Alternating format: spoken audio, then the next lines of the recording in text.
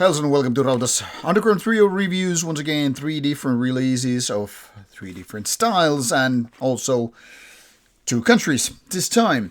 First we'll have, in alphabetical order, a demo level band from Finland. This is Bewail Black Metal. Then we have Cold Prophet, Finnish ambient / drone act from Finland also. And then finally, Italian black metal band Solitvdo. Now, all of these are a little bit older releases, and as such, they are here in Underground Trio for another reason. They are all smaller, kind of unknown acts. So, this was the alphabetical order. Now go from worst to best. Now, this time I have to say as a disclaimer, the quality from one release to another is very, very close in my opinion. So, basically on the same line. I'm just mentioning it in case you wonder what made me put this in particular order, because from my words you can probably not figure it out. First, we'll take Cold Prophet, a 2 CD release actually by my friend. Happens to be the very same guy who actually designed Rauta's logo. So when this is the first, you cannot really say, oh, you're too biased, you're just giving your friends some compliments because it's your friend and all. No, this is here for the first. Like I said, these are roughly the same quality, but if I had to be like gun pointing at my head, figure out like what is my favorite of all these 3, this would be the least one. It's not because it's not metal, but because it's a little bit demo-ish in the sense of creating the first release. So, Cold Prophet with the self-titled debut album through the Sinister initiative, which is owned or at least partially run by Niklas Kvarford of Shining band, and he happens to live in Finland, or used to live at least in Finland. I don't know this current situation, and he's part of this label collective, and I happen to know that Tuomas, the guy behind Nuclear Arts, is a good friend of him, and as such, I wouldn't be surprised if he's part of this label as well. As you can see, this one is a double CD feature, which is a nice format in my opinion. And when there is enough music to be done like that. Okay, this is a little bit stuck here, but okay, we'll make it slide away. So this is how the packaging looks like. Underneath, there's the Mr. Man and quite a few tracks. But not enough tracks to really make it obvious that it's a double CD feature. But it is because one of the albums runs for about 40 minutes and the second is about 46 minutes if I remember it correctly.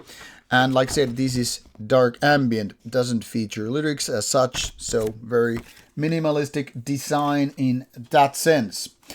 But as with many metal albums and rock, I guess as well, this could have basically taken the benefit of, being out first as, some kind of a demo phase. Maybe there was, and I am just unaware of it.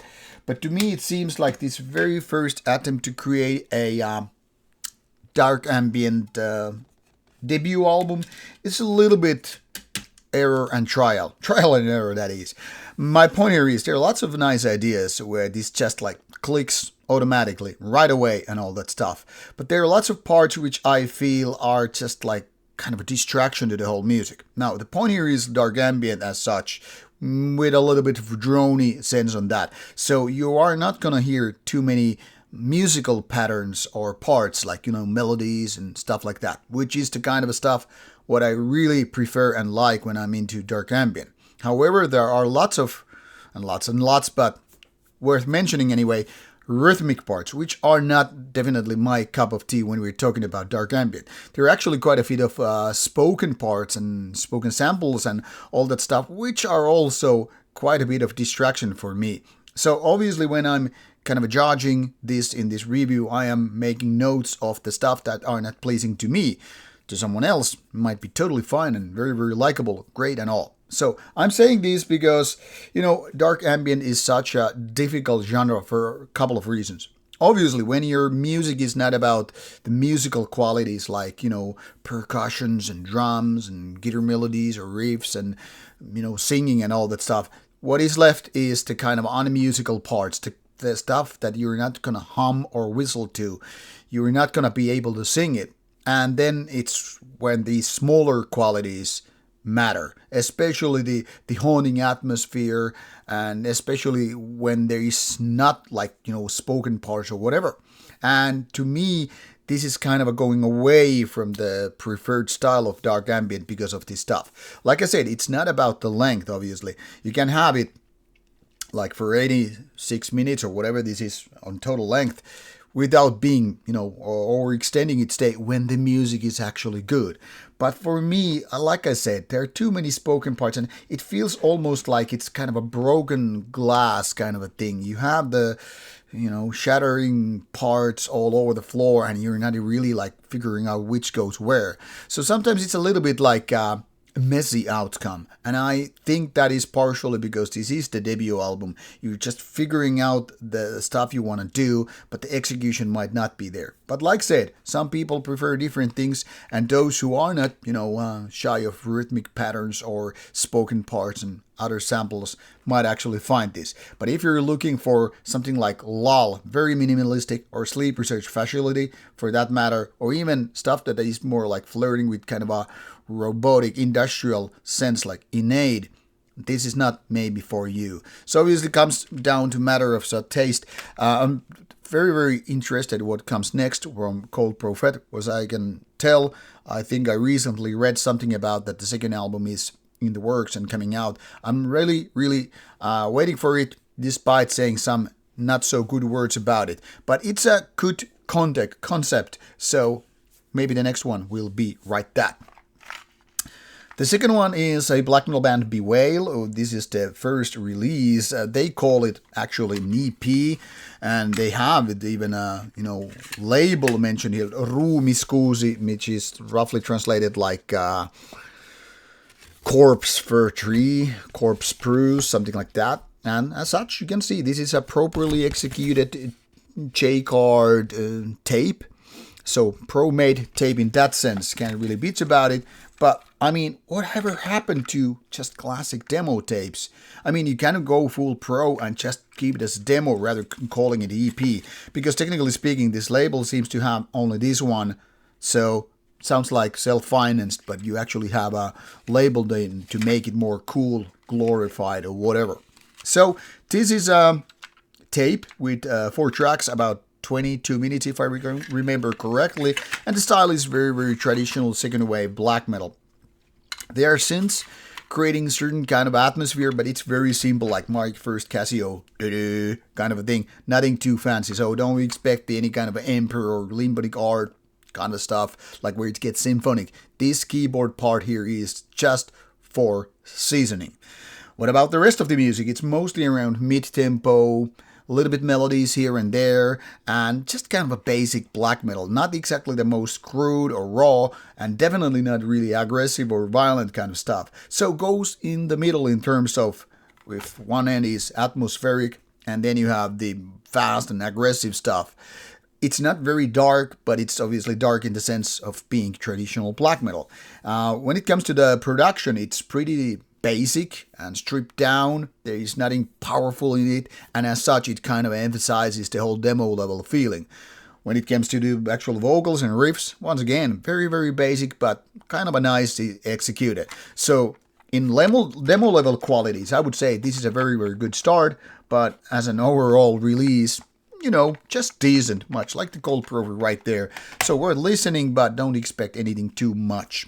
And finally, Italy, buongiorno, we have Solitvdo, a solo project by this one artist, and this is the third album if I remember correctly.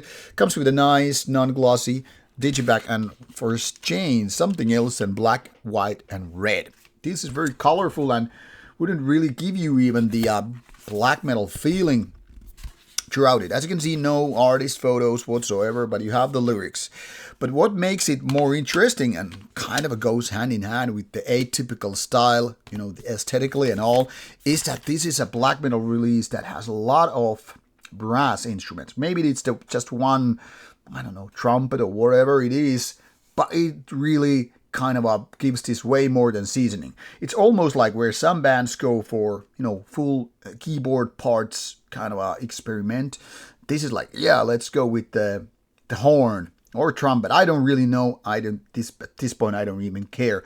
What matters is that it gives this kind of a unique flavor. It's almost like you found your favorite hipster sour beer, and nobody else is understanding why you would want to a tutti frutti candy sour. And me, I'm like the other hand, like, yeah, this is fascinating, it's great and all.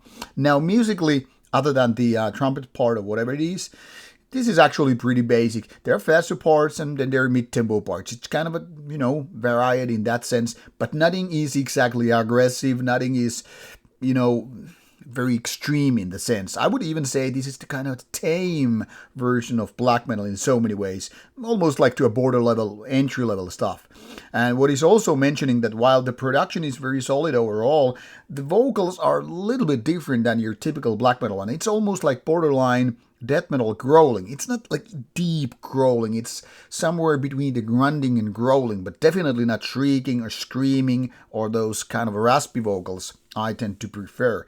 It's not like the vocals put me off, it's just something that distinguishes this from the rest, much like the trumpet sound and all.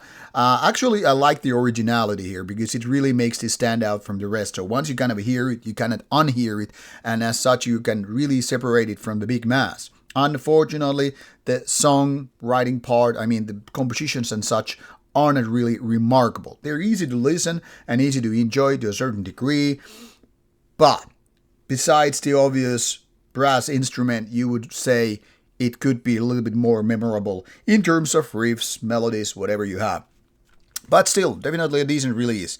So like I said, all these in my books are roughly the same level. There are no clear, obvious winner. So this is more like just gun pointing at my head because I have to figure some kind of order if I don't do it in alphabetical ways. So there is that. But all are decent ones. There are no bad ones, no clear great ones. So take it as you will. Obviously, links are provided in the description box, so give them a listen if you feel like they're your cup of tea. And if you don't, well, now at least you know. Now off you go, and see you soon with more underground releases in Underground 3.0 episodes. Off you go, stay metal.